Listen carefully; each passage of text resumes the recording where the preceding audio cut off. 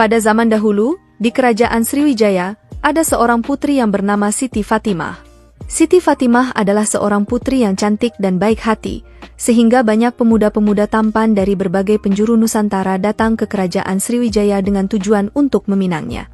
Namun tidak ada satupun yang bisa menaklukkan hati putri Siti Fatimah, hingga pada suatu hari, datanglah sebuah kapal besar dari negeri Cina, bersama dengan rombongan yang dipimpin seorang pangeran bernama Tan Bun An. Ia datang ke sana dengan tujuan untuk berdagang di kerajaan Sriwijaya, dan setelah sampai ke kerajaan Sriwijaya, ia lalu menghadap Paduka Raja. Ketika ia meminta izin ke Raja Sriwijaya, di sini dia berpapasan dengan putri raja yang bernama Siti Fatimah, di mana setelah beberapa kali bertemu, ia pun jatuh hati kepada putri Siti Fatimah ini. Di sisi lain ternyata putri Siti Fatimah ini pun jatuh hati kepada Tan Bun An ini, dan pada akhirnya mereka pun menjalin suatu hubungan dan berniat untuk kepelaminan. Setelah itu, Tan Bun An pun pergi menghadap raja untuk minta restu atas hubungan mereka.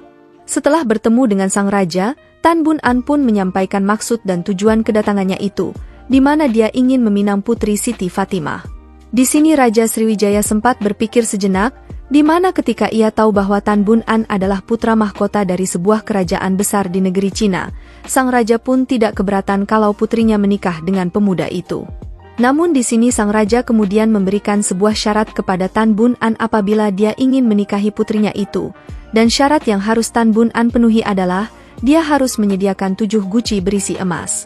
Setelah mendengar hal itu, Tan Bun An pun menyanggupi syarat yang diajukan oleh sang raja. Lalu Tan Bun An mengajak Siti Fatimah ke daratan Cina untuk bertemu dengan kedua orang tua Tan Bun An, dan setelah bertemu dan mendapatkan restu dari kedua orang tua Tan Bun An ini, mereka pun kembali ke kerajaan Sriwijaya. Jadi sebelum berangkat ke kerajaan Sriwijaya, Tan Bun An pun meminta kedua orang tuanya untuk menyiapkan 7 guci berisi emas sebagai persyaratan untuk meminang putri Siti Fatimah ini. Di sini orang tua Tan Bun An pun setuju dan mereka pun menyiapkan ke-7 guci tersebut. Namun karena mereka khawatir kalau dalam perjalanannya ke kerajaan Sriwijaya ini terjadi perampokan, sehingga mereka memutuskan untuk mengelabui guci itu dengan mengisi sayuran sawi pada bagian atas, sehingga orang akan mengira bahwa guci itu hanya berisi sayur sawi saja. Singkat cerita ketika mereka sampai di muara Sungai Musi, di sini Tan Bun An pun bermaksud ingin melihat hadiah emas di dalam guci-guci tersebut. Akan tetapi alangkah kagetnya karena yang dilihat adalah sayuran sawi-sawi, dan ternyata kedua orang tua Tan Bun An ini tidak memberitahu anaknya tentang rencana yang mereka buat itu, sehingga di sini Tan Bun An pun merasa kesal dan malu karena merasa kedua orang tuanya telah menipu dirinya, dan tanpa berpikir panjang, ia membuang guci-guci tersebut ke laut karena emosi. Satu persatu guci itu dibuang ke laut, hingga ketika dia ingin membuang guci yang terakhir itu, tiba-tiba saja guci terakhir itu terjatuh di atas dek kapal dan pecah. Ternyata di dalamnya terdapat emas yang sangat banyak, dan ketika melihat emas itu, Tan Bun An pun menjadi sangat kaget dan panik, dan lagi-lagi tanpa berpikir panjang, Tan Bun An terjun ke dalam sungai untuk mengambil emas-emas yang ada di dalam guci yang sudah dibuangnya. Seorang pengawalnya juga ikut terjun untuk membantu, dan di sisi lain Siti Fatimah yang mengetahui dan menyaksikan kejadian itu pun berlari ke pinggir sungai untuk menunggu calon suaminya muncul dari dalam Sungai Musi. Namun, sampai menjelang sore, kedua orang itu pun tidak kunjung muncul, dan hal ini pun membuat sang putri sangat sedih, dan tanpa pikir panjang sang putri cantik itu akhirnya memutuskan untuk menyusul calon suaminya itu, di mana dia juga ikut terjun juga ke Sungai Musi untuk mencari calon suaminya.